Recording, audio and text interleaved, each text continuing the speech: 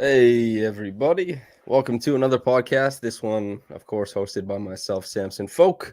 And I'm here after, I guess, the Raptors players' exit interviews. And for those who are joining live for live commentary of the Raptors exit interviews, the players, real sickos, I appreciate you for jumping in. And for people listening on the podcast, thanks for tuning in, no matter when you got to it. But basically, we're just talking about what some of the quotes were happening today, the vibe of the room, some of the questions that helped form those quotes, and just kind of what my thoughts were on attending to. I guess it was starting with there was Kelly, Jakob, Grady, IQ, Scotty, and RJ is who we talked to today. And it across would span like maybe like 5 hours or something like that. And honestly, I think the vibes, and I know vibes is an overused term, especially in this day and age, but I think the vibes were not so bad. They were better than last season's end of season interviews, because that was right after the Raptors lost the playing game to the Bulls, which woof, nasty business there. And this one, we haven't seen Jakob for a while. We haven't seen Scotty for a while. We've seen less of RJ and IQ than maybe we expected to see. And we got to see all those guys today. Got to hear them talk about, mostly the positives that they took away from this season, most of what they're trying to help change, and the habits they're trying to build, and all this kind of stuff. And hope springs eternal at the end of seasons for young teams, and hope springs eternal at the start of seasons for young teams. And I think that the Raptors are in a unique position that this season went so horribly. Jakob Pertl, he said this season takes the cake as far as like seeing guys face adversity in their own personal lives with, personal tragedy, injuries that happened, underperforming expectations, seeing guys traded, friends traded, all these types of things. The Raptors, they underwent a lot this year, sustained recently a 15-game losing streak, didn't finish out the season strong, 2-19 in the last 21 games. It did not go very well. However, Scotty Barnes, who now bears, and I got to check in on this, it is the same scar we have on our hand. His is pretty swollen still, but his hand looks like it's healing pretty well. He came back. He was in pretty good spirits. Talked to him for about 15 minutes or so. He had a lot of great things to say about Garrett Temple, about Grady, about his teammates, and Immanuel Quickley did as well. RJ too. I think maybe the most somber were Kelly and Yak, and they weren't even that somber. I think the interesting guy missing from these exit interviews was definitely Gary. And I suspect Gary didn't want to be part of this because of the contract situation, and knowing that so much of what he was going to be asked about was contract situation stuff. And there were people like myself who I wanted to ask him questions about being kind of a mentor throughout all this, talking to guys, helping facilitate their development, not only as players, but as men. But I understand why Gary wouldn't want to go up there necessarily and just answer 6 different questions about what he's looking for, what the Raptors are looking for, coming together on an agreement, all that kind of stuff, right? So that was it was noticeable that he was missing, but I also understand why. The big thing though is the vibes were good. Shir Khan asks Samson, how do you explain this 360 vibes change this end of season?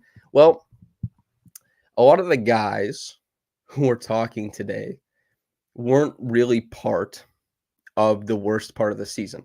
They were on the bench for a lot of it. Grady basically and Kelly were the only guys who were there for it. And Grady is that, plucky Midwestern boy who's living out his dream as an NBA player. His rookie season obviously didn't go fantastic. You know what I mean? Like, as far as like the team wide stuff, and he had some struggles himself. But as far as the expectation, I think maybe he would have expected the Raptors to do better. But still, it's like, man, this is a guy who he's living out his dream. He's playing in the NBA. He's gonna be plucky and happy and everything. And I really enjoyed the conversation with Grady. And then Kelly, I mean, he's been in the league for so long. He's been on really bad teams. He's seen it before. And the only difference is I think that this bad team that he's been on not only are they playing a style that really supports what Kelly wants to play like and helps facilitate a lot of his talents, but they're in a locker room of guys who really do get along. The vibes are better for that reason. And he also signed an extension in his home country. He lived in Toronto prior. He can live here again, and he gets to take some time off and like reboot for a big run with Canada, hopefully. So a lot of motivators making it seem like, hey, these guys, they feel good knowing that they underperformed with terrible injury luck, terrible luck overall, that they can have the world look at them a certain way. And even if they don't improve tremendously in the offseason, they can still, through the sum of their parts, come back and overachieve relative to expectations. I think like there's to be kind of position. They're in a position to go into next season, I think, and kind of kick a can around at the idea of a play-in spot. An interesting conversation point in chat is from Philane Sibis or Kibis, I'm not sure. Sorry if I'm pronouncing your name incorrectly. Do you think what Grayson got is fair for Gary? I do not think Gary will get as much as Grayson just got. For anybody who wants to know, Grayson Allen signed a 4-year, $70 million deal, and Gary is not going to get that, I don't think. I'd be very, very surprised if he gets that. Not only is Grayson getting, I think, a little bit overpaid relative to expectation because the Suns need him so badly, because they aren't able to acquire anybody because of their cap. Their cap situation is really, really nasty. They're paying the highest luxury tax in the league after Grayson, but they would have been paying it prior to him anyway if he had just been a free agent. And so Grayson, they have to keep him because they have stars on the team. They have to surround that team. That all has to happen. Grayson is also viewed as a better player than Gary Trent Jr. on the defensive end. He's also viewed as kind of like a no-frills player on the offensive end who can run a pick and roll in a pinch, who can make that, weak side pass, empty side pass in a pinch. And he shot the hell out of the basketball for some time. I think full stop. It pains me to say it, but Grayson Allen is a better player than Gary. And also the conditions of the team meant that he got a pretty cozy contract. I think Gary probably ends up between 13 and 15 a year. That's probably where I think he ends up. Koki says, wasn't Grayson one of the best three-point shooters in the league this year? Yeah, he's been one of the best three-point shooters in the league for some time. Shere Khan asks about Bruce Brown, said, also, did you hear about Bruce Brown talking about his knee injury and how it didn't allow him to perform at 100%? Knowing this now, how do you assess his value either on the Raps, new season, or trade value? I will say this much. If his knee was bothering him, that's too bad. I hope the time off heals whatever needs to be healed. However, that won't affect anything. Like, his value will not be impacted by him saying like, I wasn't really 100%. Nobody is gonna. Other teams are gonna be like, we watched and we saw, and if you weren't healthy, why were you playing? All this kind of stuff. Like, it could have impacted him for sure, and it could be something that is he just has to recover and all that kind of stuff. Great. I wish him all the best health. I hope it comes very quickly, but other teams are not going to view that as like, okay, now this guy is more valuable. That's not any part of the. I don't think that'll be considered. I don't think that'll be something other teams think of. One thing I do want to talk about for certain, Scotty Barnes' intelligence was highlighted. They taught like 4 different people were asked about Scotty. And of course, when you ask about Scotty, you're going to get a response about Scotty. But it is meaningful that like a couple people brought it up unprompted. A couple of people talked about Scotty being such a talent that he can do everything on the court. But so often people talk about him as a guy on the sidelines, kind of commenting during the game, providing insight during the game based on what he's seeing, that, this is a guy who sees the game. And a lot of what he's seeing is correct. A lot of his insights are genuinely valuable. And then on top of that, like, he's able to input that the players who saw him and played with him were genuinely like very impressed with how he's able to navigate the court and make decisions with the ball in his hand. And to see the guys one after the other talk about how, it's such a pleasure to play with him and such a pleasure to like operate with a guy who makes those types of decisions on ball, a guy who will watch things happen from the bench as he's injured and comment on it. And kind of like Grady, especially saying like, he gets on me, and Scotty himself saying, I get on Grady, to see all that kind of stuff. And also, as Koki says, nice to see Garrett Temple get a shout out from Scotty. Yeah, Garrett Temple is really well loved. Grady said something similar in that, every player who comes in and has a vet is going to be like impressed with their vet and is going to like their vet. But with that said, he said he still felt like he has one of the best in the league in Garrett Temple. Garrett Temple, our labor king, our big labor king who we love. It's nice to know that he's well loved in, the Raptors locker room as well. Big shout out to Garrett, because there was a lot of destabilizing factors going on in the Raptors situation this year. Things can plunder asunder. Things can go poorly, and you have to have a locker room as far as, holding things together, even as things fall apart. Motivation through like leading with professionalism, treating each other like human beings. That was also a big thing, was guys talking about Darko not only being a coach for basketball, and we'll talk a little bit later in the podcast about how, the offense was implemented, RJ's thoughts on it, Jakob's thoughts on it, Scotty's thoughts on it, Kelly's thoughts on it. But also, like, the guys said Darko, for many of these players, not just a coach, but a confidant, a friend, and somebody that they trusted, and somebody who showed immense care for them as human beings. Not every coach moves this way.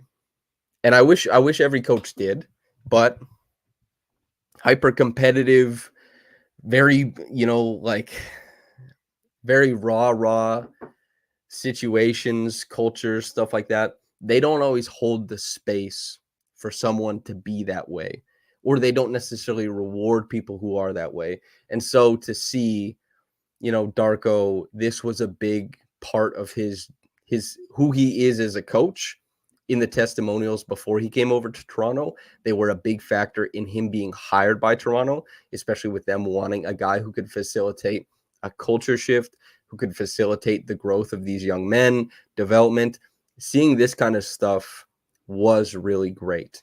Coco here says Scotty specifically said that Darko loves him, and that was very sweet of him. And on top of that, you get the Immanuel Quickley quote where he said, like, love is an action. It's not something you just throw around, right? So I asked Immanuel about this, and he kind of took the opportunity after the game to proselytize, wax poetic about Christianity a little bit. But outside of like your religious belief and a framework for your own ideals, how do we hold true to one another and get through tough situations and aspire together to be better? A lot of it is just like togetherness, belief in not only yourself, but the others. And the Raptors seem to be signaling a lot of this kind of stuff. Needless Moose with a couple of thoughts. Darko keeping the locker room together is such a great sign for future development. Buy-in is so important. This energy seems to match Scotty's personality much better than Nick's by the end of his tenure.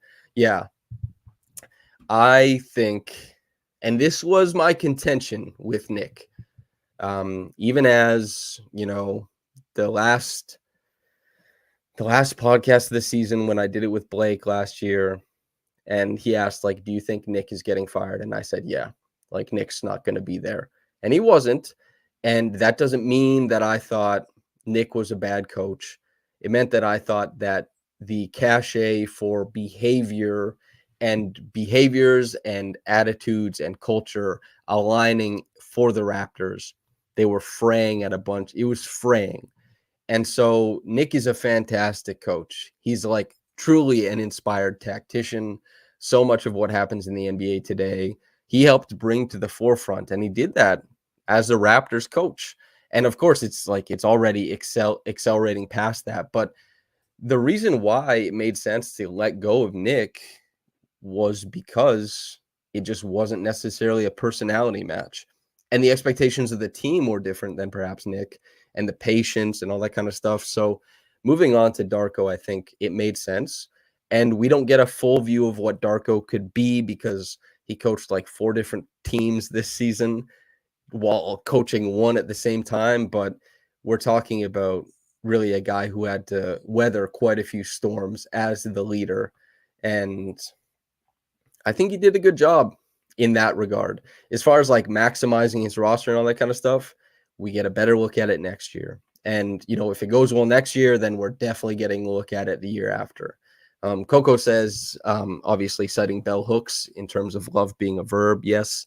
And Ranked Scrub donates $5. Thank you very much for that. And says, quote, in my opinion, we need a power forward like Holland in the draft, but Necht feels like a superstar, and guys like Reed Shepherd have amazing analytics. What need weights most? Oh, yeah. Okay. So I think that it is Holland. I didn't know was considered power forward. I thought he was considered like a small forward, but maybe this is stuff I'll learn as I dive deeper. Next, I haven't looked that much into. And Reed Shepherd, I have seen a lot of love for Reed per the guys who love the analytics and the catch-alls and all that kind of stuff. So I'm really excited. Reed is one of the guys who I'll be having Jack on from across the pond. My sweet Jack. I like him a lot.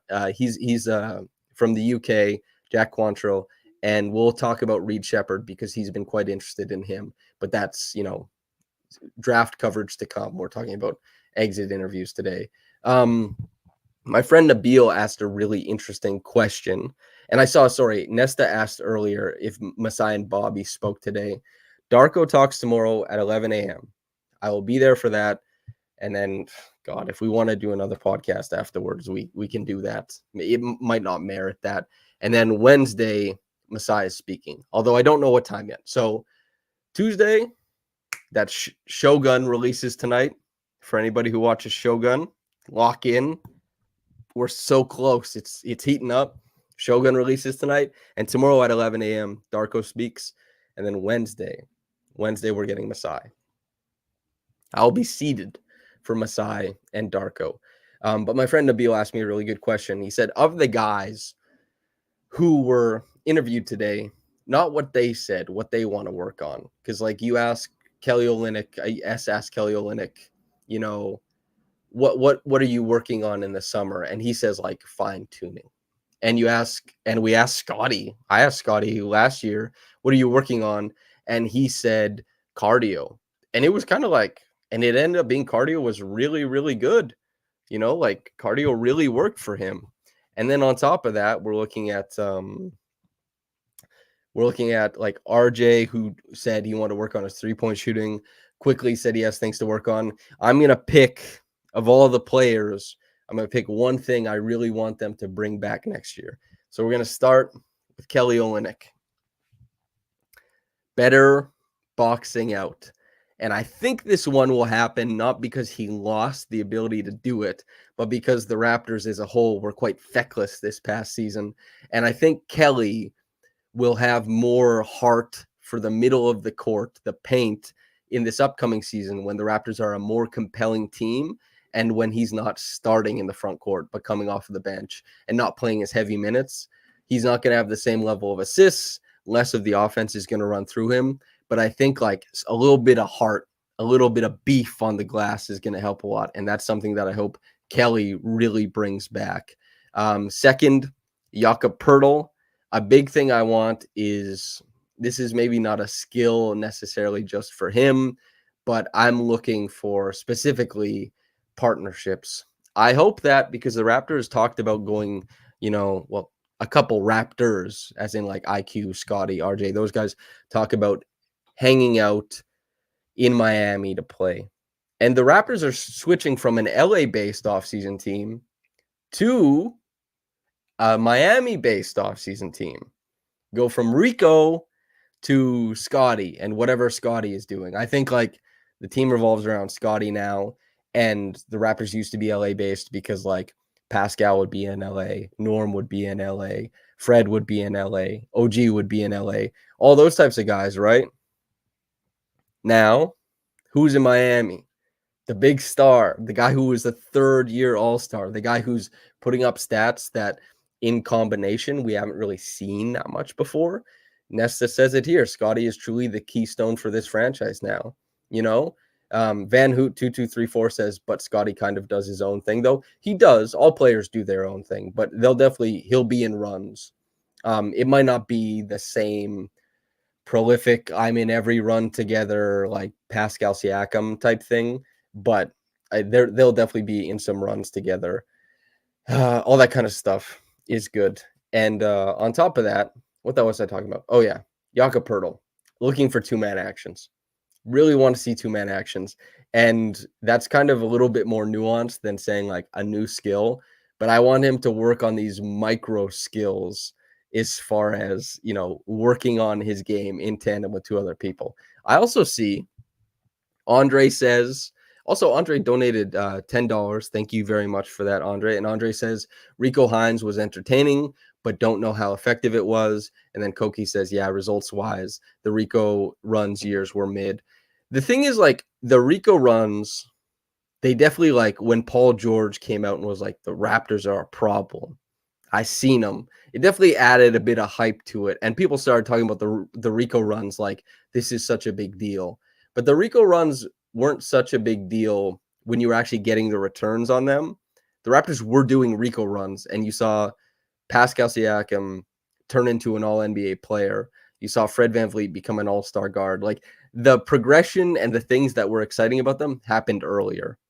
And ask yourself, how much better can Fred VanVleet get than like making an all-star game, given his stature, his skill set? You know, he like that's the peak probably. And Pascal Siakam too, how much better can he get than like all NBA? So these guys started tailing off a little bit, and the Raptors themselves did not do a good enough job replacing the talent at the back end of the roster. So you couldn't get as excited about the guys. Like Paul Watson was at the Rico runs, but he didn't get to do that, right? So yeah, food for thought. RJ, he was the third guy who spoke. I think something for him that would be really interesting to see is, you know, he talked about like remaining aggressive on drives, working on his playmaking reads. If you want to see how his playmaking reads improved, you can probably just type in like RJ Barrett, Samson Folk article on Google and something will pop up, I'm sure. But I looked at every pass he made back in early March and kind of went through the film and talked about what he's improved at. To me, that was static through the end of the season. That piece is as good now as it was then, which doesn't happen for sports writing very often. So thank God. I'm glad it still has a shelf life if you want to see how his passing has improved. But I'm going to stick with RJ here and say the three-point shot, because the three-point shot will create the terms that he needs to keep driving. He was really great as a Raptor at kind of like getting back into the rescreen, using a hesitation to assess what the middle of the defense is trying to do, and then keep knifing into that left side of the rim, right? These are all things we want to see. These are all things we're looking forward to. And then, but the three-point shot is how you get those closeouts. Coco says, RJ, a consistent king. He is, man. Throws on the hard hat every day, goes to work. He's a tireless worker, just like this guest. Esfandiar Berhaney, he's here. How you doing, Esfandiar? I'm good. One of my favorite things you do is the pause between take.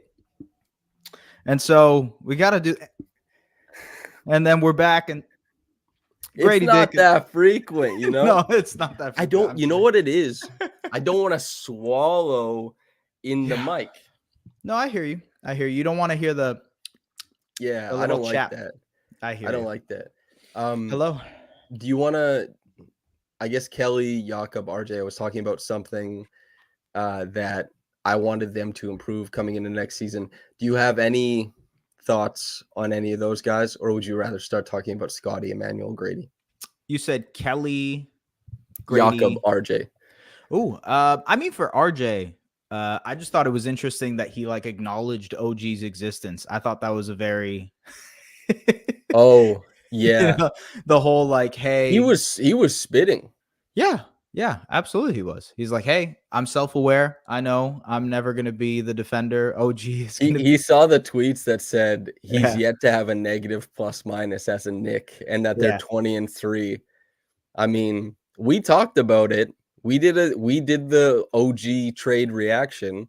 I was in Saskatoon, you were over here, and and Trey was there with us as well. All of us were like, "Yeah, this slaps for New York." yeah. And then we were also like, "This also works quite well for Toronto." We thought it was a true win-win, and I think it is So still. far, yeah, for sure. Absolutely. You know what? It's funny. I think when the trade initially happened, I was lower on RJ and higher on Quickly. And it's And yep. it's sort of equilibrium now. It's kind of met in the middle. And yeah, I think it's what RJ said just in general about how he wants to work on his shooting, his playmaking, his defense. I think those are the three pillars that most people would assume you'd want him to expand his game in. Not necessarily expand his game Shooting, defensively, but just playmaking, and defense. That's like yeah, that's a it's like lot of everything. basketball. It's a lot of yeah. Also, like two of those things are stuff you can't really like. You can't go to the gym and work on your playmaking. Yeah, I mean you can, and sometimes you can't really go to the gym and work on your defense. You're not going to be sitting there doing lateral You slides. You know what I mean? well, I'll tell you In the wait, film I'll room, make this quick. How I think you work on playmaking by yourself is you set up targets to hit around the gym. This is something I used to do when I was a kid. And basically what you want to do is you go different heights of your dribble, live dribble position passing. So you get comfortable throwing from different arm angles and you place the things differently around the court. So that's how you get really comfortable with both hands making like skip passes or making like the pass, a pocket pass and stuff like that. So I think you can do that. And then defensively, lateral slides. Just Grady told us, start doing those crunches, man. Get in the gym. oh yeah, Start putting in the work so that when you get hit, your body doesn't bend in half and you foul guys. That's actually such a huge part of core strength for defense is like you start stepping with a guy, he comes middle. right. If he collapses you, you're gonna foul him. You stay square and keep your space. That's good defense, baby. So just start hitting the sit-ups. So Jonas Valanciunas, low key, very good core strength. High key. I guess so. I don't know. Doesn't he? I feel like he has a little bit of a belly, you know. But it whatever. Belly does not mean weak. That's You're diet. thank you, Samson. I Yeah, appreciate you. I'm Vouch. speaking I'm speaking for all the belly boys out here. Big shout out to the belly boys. Yeah. Anyway, No, go ahead. I mean, I don't. I mean, for Kelly and Jakob, and this was sort of a question I asked Kelly, where it's like, look, you already know what your game is. Like, is there anything you're I sort of focused quoted you on? earlier, actually. Oh, did you? Yeah. Nice. Yeah, but it's tough to look at Jakob and Kelly's game because they're so reliant on the factors around the team. Team context is everything for guys like that. And there's not necessarily anything they need to work on. You could maybe say Kelly needs to work on just continuing being a better shooter. Jakob might be able to work I on the said like boxing floater out for range. Kelly. I want a little bit more gumption in the paint. Nice. I would Yeah. have. I mean, if I would like to say defense, but I don't think that's a lost cause. So you know? what I was thinking for Kelly is like maybe it's not something he improves necessarily. Actually, you know what Kelly can do in the offseason? Bring home the gold, baby. That's That's what right. we want. Yeah, But yeah. as far as like it is dependent on things, and I think it's dependent on him playing fewer minutes and coming off the bench and battling bench bigs instead. True. And then like maybe the because the paint for the Raptors was not well defended for months.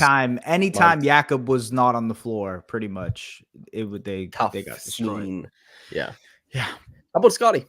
What do you want Scotty to improve? Did you see how the bulge, the little It scar? was swollen.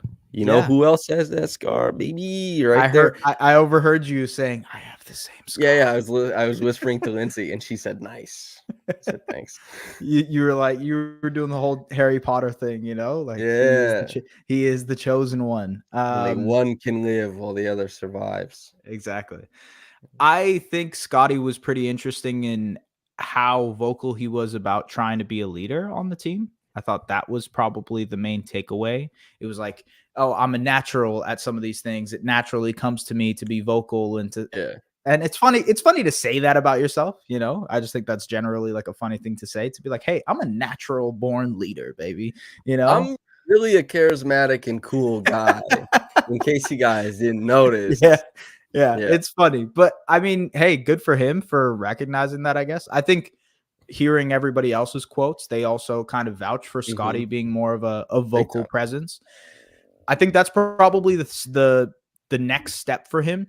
He didn't really mention anything in terms of tangibly improving his game with any specific thing, whether it's the That was shooting or last anything. season too. Last Yeah. season was like, I need to work on my like these abstract things. He's like, I need to work on my cardio.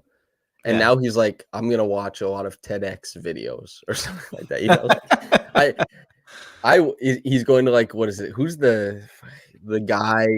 He's like a jacked guy. Talks like this. His name Tony Robbins. Tony Robbins? Tony Tony Robbins. Robbins? He's Tony going to Robbins, like yeah. Tony Robbins airport like Ramada like things. He's like, Yeah. damn, now I know how to lead men or something like that. But I just like biggest thing, Scotty needs to get his hand healthy with no problems.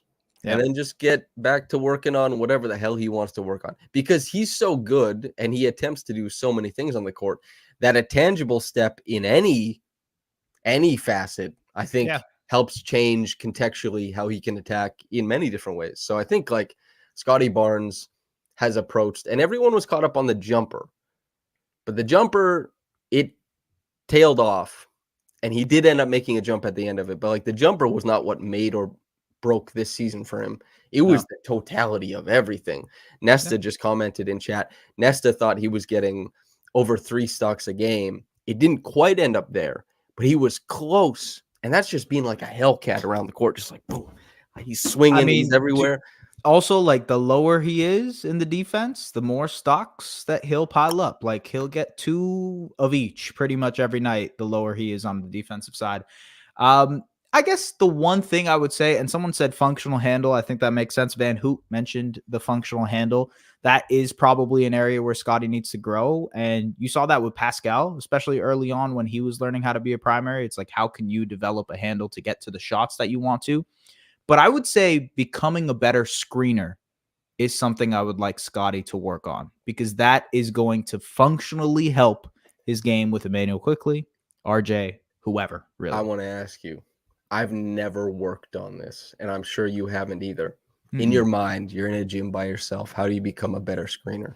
I feel like you can't be in a gym by yourself. You got to be working with someone, and then you probably do the pads, right? Pads, screen, roll, screen, fly. Like that's timing, all this kind of stuff. Yeah. I would just like, I sort of asked Scotty, or no, I asked Quickley about this, about him and Scotty getting into the gym together, but I would like for those guys to get into the gym together in summer, some way, shape, or form. I'm sure they will. In Miami, in South Beach, doing their thing. But yeah, I think that's a Rick big part Ross. He's the Rick Ross era. Damn, it's funny, the whole beef going on between Toronto and Miami right now, and Rose might be. Yeah. Using that as a bridge, not the rap beef, but we're talking about Immanuel Quickley. What do we want Immanuel Quickley? This was Nabil's question, because he hopped on right before I went live. Okay, cool. His question was like picking something for every guy that I'd like to see improved. What would you like to see from Immanuel?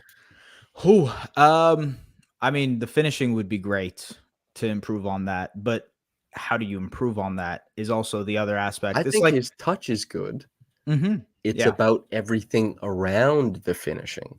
It's like the same thing as like Fred. Everyone was like, he sucks at finishing. It's like Fred actually has fucking insane layup package, uses English, makes insane shots.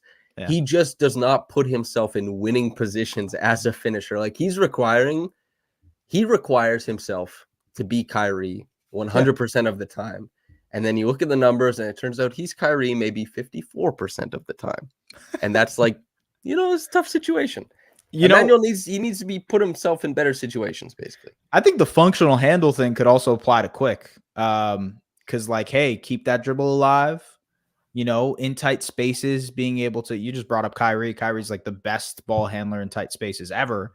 Being able to be in a tight spot, get downhill, defense collapses in on you and not pick up the ball. Keep the dribble alive, pull back out, reset, or maybe settle into a mid-range jumper. It'll also help with his release on his three-point shot, because I think sometimes it's a little bit slower than you would hope for. And so better ball handling, better positioning of the ball, quicker release. So ball handling kind of makes sense for all of these guys, really. I think, yeah, I'm looking for pacing from Quickley.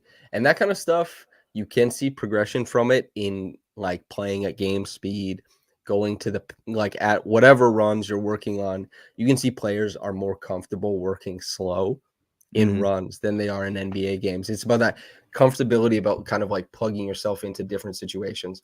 You know it. Getting middle on even like whether you're playing pickup, NBA pickup, whatever it is. It could be Joe Schmo at his regular court. Everyone, when they get in the middle of the court, panicked. Like, fuck. Like, this is not good. But really, think about how you defend someone in the middle of the court. And this extends to NBA players as well. There's like 7 NBA players who, if a guy gets middle, they come in with the meat hooks and they just grab and like pull. Most guys are trying to keep the hands free and they're trying to corral you. Get middle, stay strong, play off of 2 feet, and like manipulate in the middle. It's a big ask.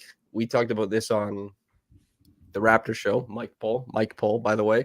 We talked about this on the Raptor show and kind of what I talked to Eric Spoelstra about, and a little bit Tom Thibodeau as well. I talked to him about it. And a lot of what they say is like his fundamentals. It's what you bring into the league. And I'm like, I don't want to hear that. I want to hear that you can learn it and do it at the NBA level, because that's what I want from Quickley, is more comfortability playing at 2 speeds. And we could see HY in chat says needs to get stronger, shies away from contact. A big indicator of comfort with contact is somebody who's comfortable playing slower. I actually disagree with the shies away from contact aspect. No offense, HY. But I HY, think, just so you know, I'm sticking with you. I think Quickley does shy away from contact.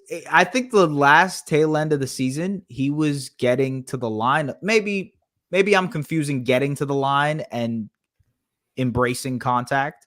But I think that was one of the sticking points with the coaching staff. Like, he mentioned this multiple times where it's like, hey, I'm in the gym with Pat Delaney working on how to embrace contact. I'm in the gym with Evo working on how to draw fouls, especially with the rules changing. And it's like, okay, this is clearly a point of emphasis moving forward, is how am I going to get to the free throw line more often? So I don't know if he's shying away from contact. Maybe it's just that he's smaller and he's bouncing off of guys. This might be a nuance. This is a nuanced thing where 2 people can disagree on terminology, but think relatively the same, I think, is probably where we're at. When I think of shying away or going into contact, when I see Immanuel get fouled, he's typically pursuing an open space, and that open space has someone collide with him. Right. Being comfortable with contact, I think, is not about like I'm going to the rim and somebody hits me when I'm going up. I think it's about playing in close quarters with guys, playing with guys on your shoulder, right? Okay, that's fair. On your hip. I think that's kind of what. So this is why I don't think we necessarily disagree. It's just about defining it differently. Terminology, yeah. But I do think like what you say is like he's quick. He pursues open space if it's there, and you get to the line. Why? Because if you pursue open space, you try and beat guys to the glass. The low side, help side is coming. You're going to get to the line. If you get by guys, they can foul you for sure. The annoying foul call that I hate, that we've talked about before, where it's like you beat a defender to the spot type of thing, and they get called for a foul. Quick is good at those. Like, driving to the basket, guy gets in front of him, gets wide, one-handed pickup, gets sideways, throws at the rim, like going to the line. Yeah. But as far as like, I'm trying to think of a guy who's comfortable with a guy on his body and uses that contact to pursue open space. Thinking like Jimmy Butler, Jalen Brunson, Kyle Lowry. They're not trying to race to open space. They're walking into it. And it's because with a defender on them, when you have a defender on you, help side rotations are less, they're less. It's harder to, they're less intuitive. It's harder to just like time it up and know.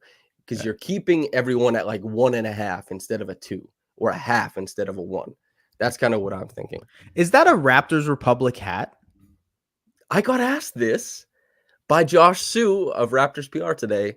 That's No. that would be a cool Raptors Republic hat. That's what he said. That's so funny. You were sitting on the other side of the room, and I had this I did not hear that. I had this exact conversation today. No, this is a Frisco Rough Riders hat. They are a AA affiliate of the Texas Rangers, I think. Cool. Yeah. Shout out the Rough Riders. Okay, very And cool. actually, the Rough Riders are like Saskatchewan's pride and joy. Right. Not that I'm a big rough. I'm not wearing a Saskatchewan Rough Riders. Yeah. I remember, man, when I was a young kid in the town I grew up in, there was no clothing store. You couldn't get cool clothes anywhere. And I remember, do you know what a co-op is? Yeah. Like the grocery store, the co-op? Yeah. So co-ops are very popular in Saskatchewan. I remember there was a small co-op. And then if you shop there all year, you get a rebate at the end of the year on all the money. But anyway, they had a Saskatchewan Rough Riders hat when I was like 9 years old. And I was like, whoa, a cool hat I can buy in town. And I spent like $13 on it because I was like, I could buy a cool piece of clothing in Sturgis. Wow. it just popped into my head. But anyway, awesome. Frisco Rough Riders. Listen, Zarar, man, get that. That's an idea right there, man. Steal, and then get it done by New Era. Right? Yeah. Or New Era. Yeah. And the New Era deal. Let's make some money. Grady Dick, what are we looking to see him improve at? Oh, I thought it was really interesting that he mentioned the ball handling. He was like, I need to use the ball handling. He needs it to different spots. He does. He absolutely does. And I actually think he was trying some stuff towards the tail end of the season, especially when guys were out where it's like, hey, you're taking 15, 20 shots a night. Let's see what you can do. And, I think the pin down coming off of the staggered screens, pound dribble into a mid-range jump shot, he's like almost mastered that shot. But now it's, okay, how am I going to be able to manipulate the defense once they're sending two, like I'm Josh Cotanera in a pickup run? Yeah. Like, how are you going to, dump off pass or escape dribble and then see the help? And there's so many different angles that he can work on. And so the ball handling is interesting. The defense obviously has to come naturally. I think Scotty even mentioned it's like, that's a work in progress. He was like, he did great. The defense is a different story. Like he got quiet. Said it to himself. He was like smiling. Yeah. I wonder if they end up going more zone when Grady's on the floor next year, just because bench unit. They shouldn't do that. They're not. He's not good enough offensively. He's not Duncan Robinson yet. He's not. He's not that level of guy. And they should have higher aspirations for his defense heading into the future to already punt and be like, oh yeah, our marginally positive second-year shooter, we have to capitulate so he can play zone defense. I think that'd be a bad idea. It's also Kelly, because it's just Kelly's not playing 30 minutes a game next year. It's the double of that. Knock on plaster or whatever. But I don't know, man. I'm sure they'll play it sometimes, and I think zone does suit Grady because he has tremendous feel for it. He has a good idea of where spaces are opening and closing on the court. But I don't know about for Grady's sake. Yeah. I don't know about all that. I think what I'm looking forward to, it would be ball handling, maybe strength more than anything, because his ball handling was fine at college. And so much so that he could even be like an ancillary creator. And you can see that he makes the proper reads with the ball in his hand. What happens is that and it's why he's way better out of the triple threat, is because he's quick out of the triple threat. He manipulates well out of the triple threat, but he's using the triple threat just to get to a spot 8 feet away. That's where he wants to get to. He's never really boom, boom, getting all the way to the rim. Right. And it's because when Grady puts the ball down, and this is why he almost never gets below the free throw line with a live dribble, he gets bumped and he starts getting wide, and then he gets parallel, and then he resets. Guys are just meeting him there. It's like if you were playing an 8-year-old, and there are some 8-year-olds that are quicker than you and I, but if they try and turn the corner and we step with them, they're going sideways immediately. Yeah. There's just no way. And so strength, is a big one. I think he has a lot of the skills necessary. He just has to have the body to act out those skills against these giant, like, shredded NBA players who have like 30 pounds on him and are still just as quick, if not quicker. Like he has a lot of finesse to get to spots. He has a lot of talent and skill to make good on those spots.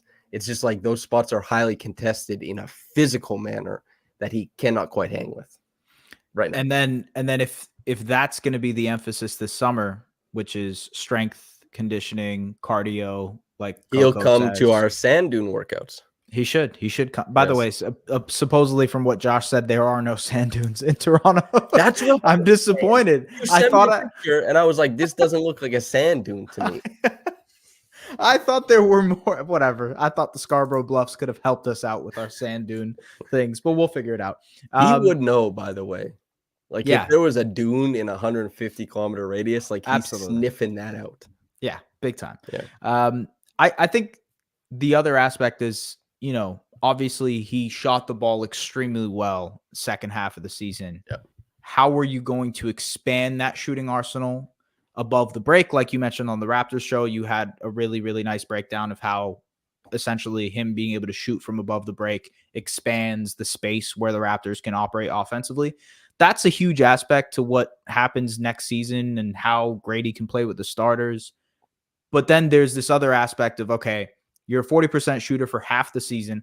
Let's see you be a 40% shooter for an entire year, 82 games, that physicality, the cardio, the strength conditioning, all of that applies. And you got to also maintain the incredible shooting ability that you have.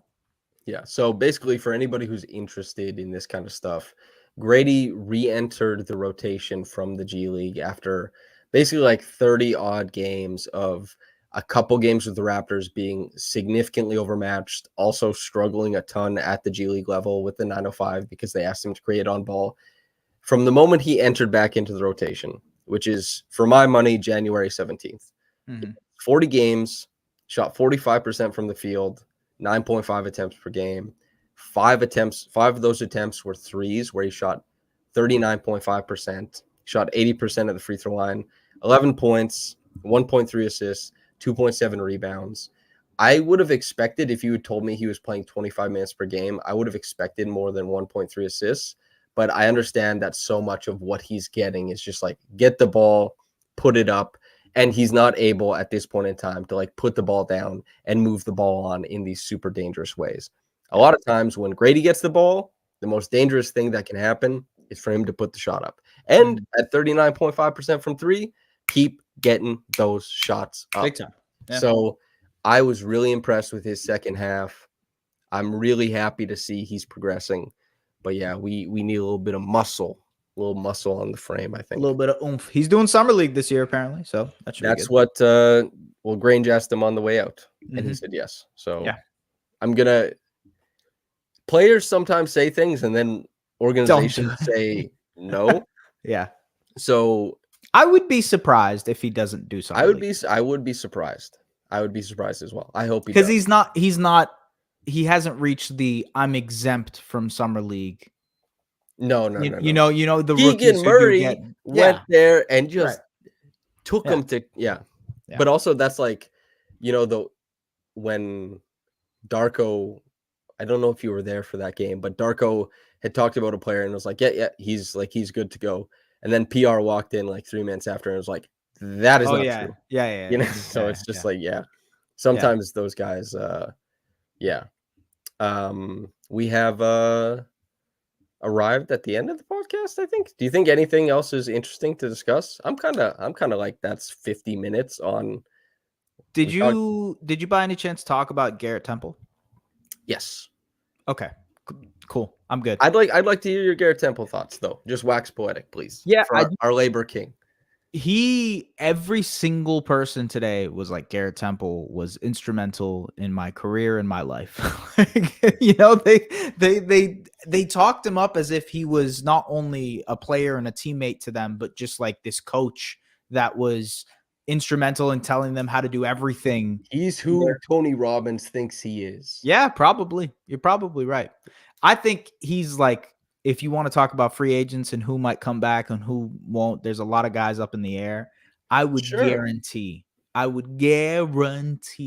Garrett Temple is back in some capacity next year for the Raptors. I just would be very shocked if he isn't, to be honest with you. He just, I don't know. It seems like a guy who, they need one of those guys, especially with this new age. We're getting younger and everything like that. It just seems like having a strong voice that can be a 36-year-old in the room, it might actually be important. So yeah, I would say Garrett, I think to me, it was the biggest insight from the day where I was like, whoa, everybody is talking about how important Garrett Temple is and how he changed their life. And I owe my second half of the season to Garrett Temple, my leadership.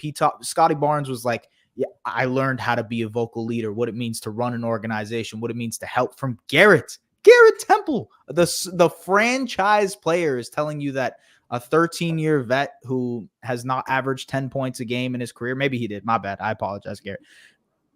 He's the vet. He's that dog. He's that OG that everybody taps into. So shout out to Garrett because I think he was a huge winner today, in my opinion. So yeah. 2019-20, 10.3 points. Damn it. Yeah, he has like 9 other seasons where that just isn't the case. But yeah, 10.3 points per game. Was that New Orleans? Was that? No, it was Brooklyn. Huh. Okay. Yeah. Brooklyn, New Orleans, he had 5.2. Okay. But yeah, what I was gonna say, yeah. Speaking of, for those people who speculate about Raptors show stuff, I tell you this much: if I get on the Raptors show, the number one interview I'm trying to do is Garrett Temple just talking about labor politics. That's all I want to do. 30 minutes. If it's an hour show, 30 minutes of Garrett Temple labor politics. Yeah. I kind of want to talk about. Let's go through it. This will be the last thing we do. We'll go through the roster and ask who's coming back. We'll start with Gary. I talked about it earlier on and kind of discussed why I thought Grayson Allen was a better player than Gary. And then also the factors that go into why it seems like Grayson made quite a bit of money. The fact that Phoenix is so reliant on him that they can't add through other means because they have so much cap money or money allocated. And the fact that Grayson is considered a better defender and a better shooter than Gary and a no-frills player, all that kind of stuff. I was asked early on in the podcast if 470 was a good proxy for Gary. I don't think it is. I think he's between 13 to 15 per year, if I had to guess. Yep. Where do you sit? I agree with that number. I think that's probably where he lands. The one thing that'll be interesting is that there are a few teams this summer who have a lot of money to spend and also need shooting. Like the Detroit Pistons have over $60 million to spend this summer. And they they spend a little bit of that on us? Is what I'm thinking. A weekly Pistons, weekly Pistons show brought to you by your boys at Raptors Republic. Just pitching it and put it out there. I would probably say, that we're the two guys who will the Detroit Pistons and say we know who Jay Dilla is coming into this. I'm so sorry, man. Man. I apologize, man. I'm sorry. Yeah, shout out to Jay Dilla, bro. Go have a donut or something, Big shout out to Jay Dilla. Okay. Yeah. Gary, I would probably say no because there's a lot of money out there from teams that might be able to throw it at him. But the Raptors do think he's valuable, I think. And I think he was a really important part to Grady's season and Scotty's season. Like he has that chemistry and connection. That Grady and Gary are like that. Yeah. Not only like on the court, but off the court. Like I believe that. I think they're pals, man. Yeah. Yeah. So I believe that. I mean, dude, was it you who asked him? And then he went on the whole tattoo rant, right? I remember that. I don't know if it was me who asked him. Actually. Either way, there clearly seems to be a connection there. Like Gary and Grady have been in camp together since the beginning of the year. Hell yeah, Coco. Let's go. Philologist. Yes, I appreciate that. I would probably say no, but I wouldn't be very shocked if he was still on this team. I think Gary comes back. Okay. All right. Scotty, I'm pretty hawkish on this one. Yeah. I think Scotty comes back. Grady, I think comes back. Jakob, I think comes back. Chris Boucher. I would actually say no, sadly. I was going to say yes. Mm. I think no. I think there is a clear directive to maybe go in a different direction with Chris Boucher. And the other side of that is, I think with the 3 draft picks that they have, or potentially 3 draft picks, they are going to try and get a big man, a young big man, because they have Jakob, who's nearly 30 years old. Jakob, And Scotty, Kelly. Yeah. And obviously Kelly's older too, right? Like Kelly's 35, 34. So He's 33. He'll be 35 when his contract ends. I'm sorry, Kelly. I'm sorry, Kelly. You saw that man today show up and like, howdy, fellow kids, snapback, and you say he's 35. How could you do him like this, man? Man. Okay, so Chris, you think is going Jalen McDaniels? Yeah. I mean, it wouldn't really. I would say no. I'm going to go ahead and say no. I think he is not on the team next season. So you think he's getting waived and they're eating for, or do you think he gets packaged? I could see a package, but who would remotely want that? But These are the things I'm thinking about. Yeah, for sure. Like if he just came back, it wouldn't surprise me, but I probably would lean no. Yeah. Immanuel, yes. Fairly certain he's coming. It would be, it would be nuts. Somebody would have to max him, I think. Do you think the Raptors would match it if he maxed? I think the Raptors would sort out a sign and trade and be like, this sucks ass. My God. Yeah. But like, because man, there was a guy in my replies the other day swearing that the Wizards were going to max Immanuel Quickley. The Wizards are not going to max Immanuel Quickley. I very much so doubt that too. Also, they're trying to pay Immanuel Quickley and Jordan Poole $76 million. Why? I have no idea why they would do that. Yeah, I mean the only team that I could see being interested in Quick is probably the Spurs. That is the one team. But again, don't think they would max him, and I think the Raptors would match pretty much every offer out there for Quick. So yeah, and by the way, some team could put them in a difficult position in regards to the Immanuel thing. That could happen, but I think he'll be back.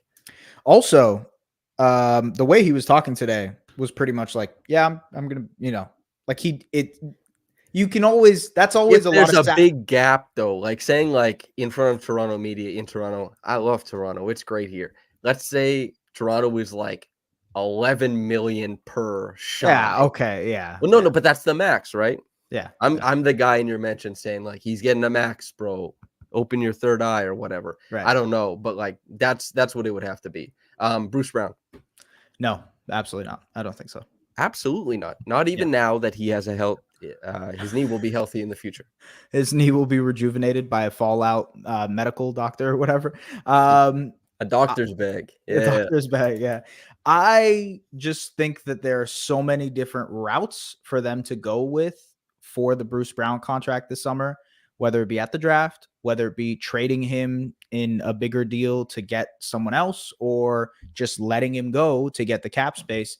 I think there are so many flexible options with Bruce's contract that I would be surprised if they just picked him up for the 20 million. Even if they said, hey, we want to keep Bruce around, I would probably say they opt out of the 20. And they're like, hey, we'll give you the MLE for 3 years or whatever. And that's a different story. Let me put on the speculation hat real quick. Put it on. So what I think happened is that I think the Raptors in the negotiations with the Pacers made a business decision in that they thought Bruce Brown wasn't really going to be the return, but he was going to be the liaison to the return. Mm-hmm. They thought they could trade him.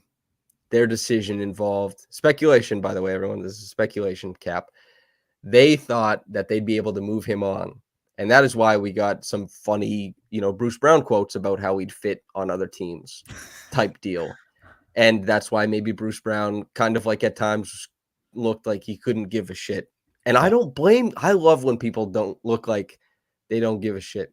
Everyone deserves that sometimes. And in this Raptors team, does it matter if Bruce Brown played out of his mind? No discernible change. They would have the win-loss column might nothing. not even be different. Yeah, maybe 26 and 56. Maybe 26, maybe 27, right? So relax, take it easy, it's fine. Yeah. But that didn't work out. It was the joke I made it's that meme where it's the guy doing the Instagram thing where he's like, who want me? And it says 100% no.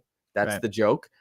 I don't know what happens with Bruce's contract because you introduced me to the oddity that is the contract and like it is, the guarantee dates and everything like that are in between the draft and free agency. It was like it was made specifically so people could speculate about it and so that there's as much flexibility to go one way or the other. Yeah. As a note, everybody watching right now, hit the like on the video. It helps support it, helps give it to other people. That being said, I don't think Bruce comes back either. Jordan Nwora. I think no, because I think Gary's coming back. I like that. Do you think yes, because Gary's going? He is a Messiah guy. You know, whatever, if we want to put, I don't have a hat, but put on a speculation hat. Right. I would probably say no also. I think no. And you've got me in on the Gary idea. Sure. So I'll lean with you and say no. RJ and Kelly. Yeesh. Yeah, of course. Yeah. Yeesh. Yeah. Garrett Temple, we discussed. You said Garrett is coming back. I think he's a lock to come back. There's two things you've been speaking confidently on. Garrett Temple coming back and 30th anniversary. So like you've been you're like I'm sourced on these two things for sure. Ochai Agbaji. For sure. He's on the roster next season. Yeah, I think so. Yeah. Okay. Now here's a good one. Jonte Porter.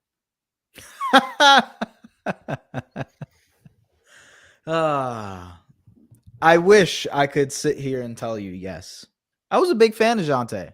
You saw my recaps. I was out here talking about Jonte Porter. That elevator yeah. interaction meant something to you. Yes, it did. It did. Yeah. He saw me for who I am,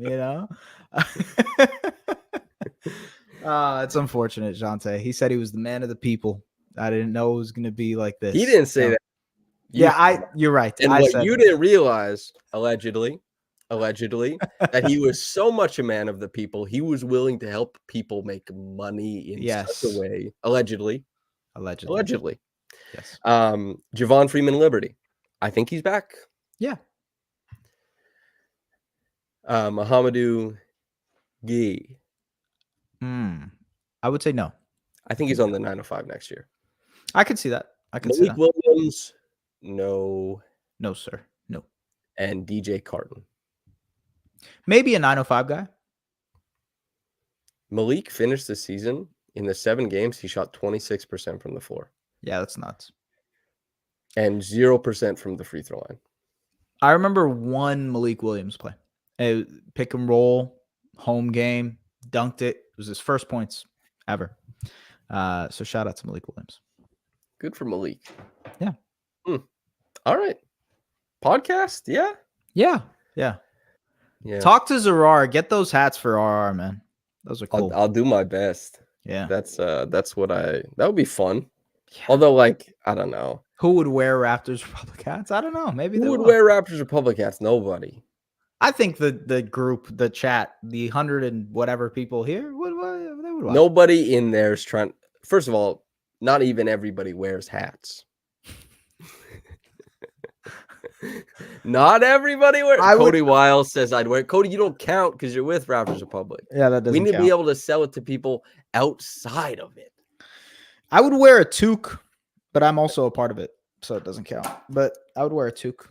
Man. Oh, can I just before we get out of here, for everybody, let me read off the 30 players, just in case anybody asks you for trivia purposes, the 30 players who suited up for the Toronto Raptors this season.